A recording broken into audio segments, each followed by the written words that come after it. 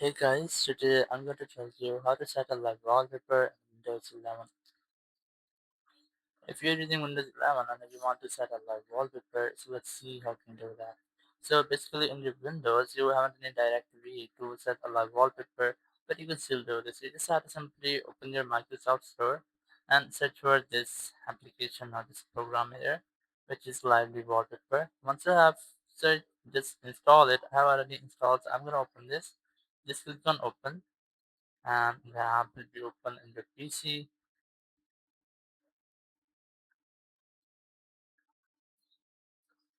So once the app has been opened, you just have to select the wallpaper or a single click on the wallpaper which you want to set and your wallpaper will be successfully changed. So in this way you can easily set a live wallpaper. Thank you very much for watching the video. Until next video, bye bye.